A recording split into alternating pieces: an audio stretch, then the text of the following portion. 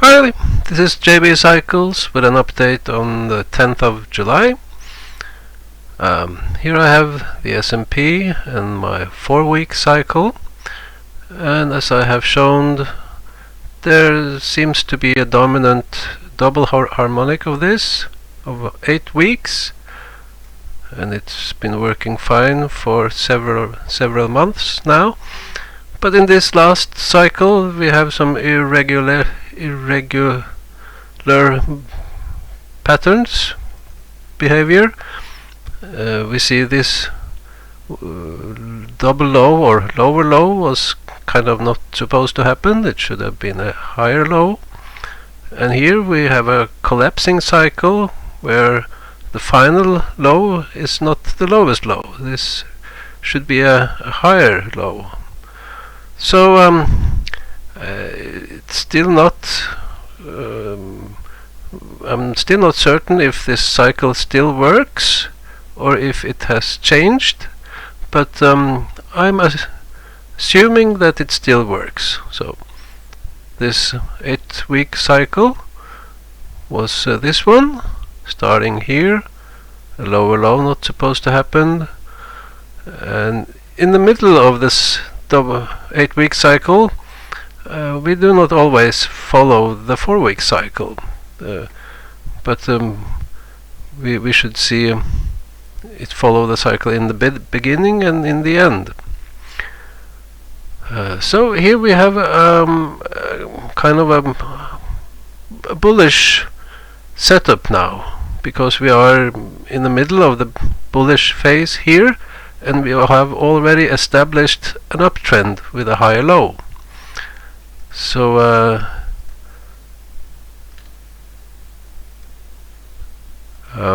now this 8-week cycle, it favors upside into end of July. It could be as early as just one more week to go, but it could also stretch even a bit into August. But then I expect it to crash down to a lower low. So, but the bulls are in favor now for at least 1 week, maybe 2, even 3 weeks. So we have to see how high this bounce goes. It could break the 50 MA. I'm not quite sure where that lies just now. Yeah, that could be this line at yeah, we could reach the 4,000 level, and we could even go a bit higher than 4,000. We could go towards the 200 MA but not break it. That would be probably around 4,200, I think. I don't think we'll go that high. 4,000 and above, a bit above, absolutely possible. But as I showed last week, this 25-week cycle has been quite dominant in the S&P for a longer period, and that cycle is topping right now, and it has a low mid to end August. It could stretch even to October. So we'll see if this cycle still is dominant. But in my opinion, we should rather focus on the 3.5 or 7-year cycle.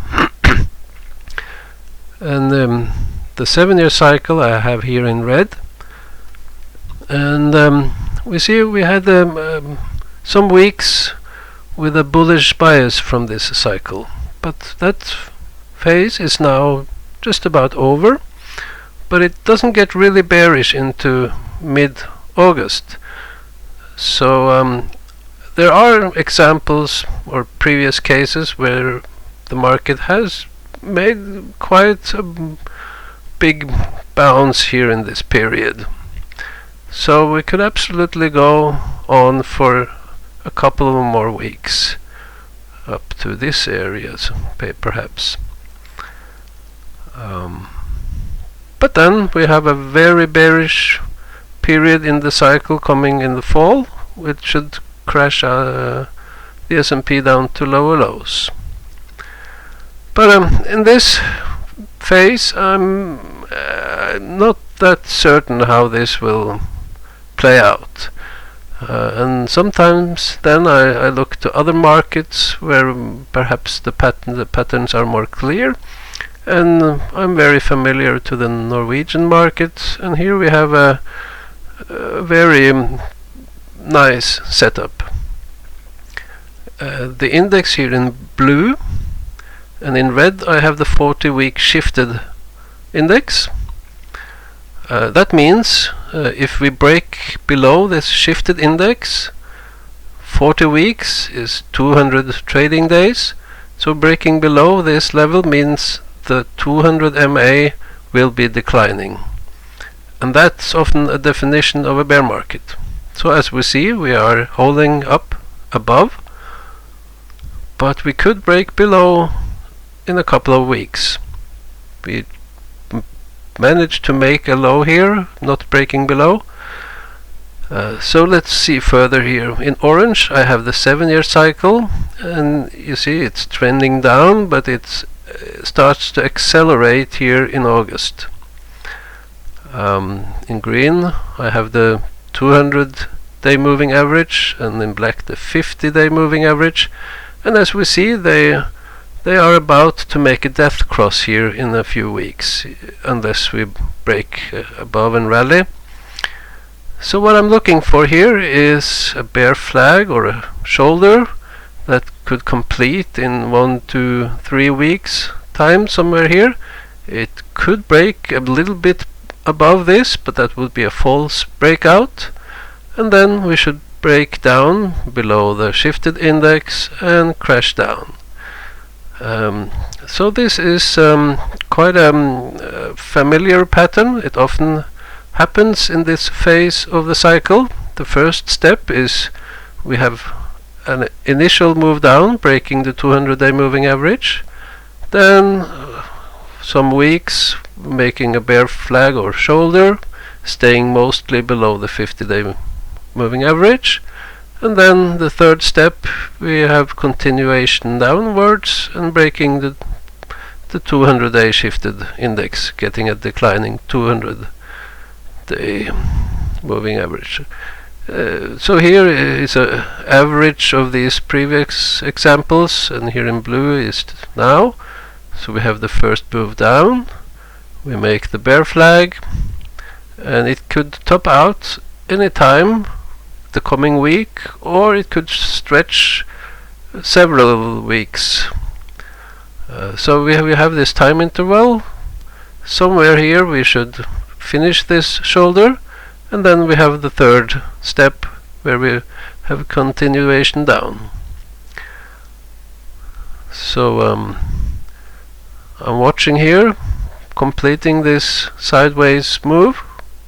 I'm expecting more to the upside, just as the S&P looks to be going more sideways up, and then around the end of August we should probably break down here.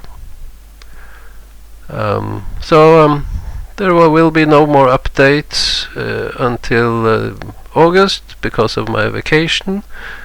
So yeah, we'll see if the markets are calm in the summer, and if the action comes back again in early August. Have a nice summer. See you in the next one.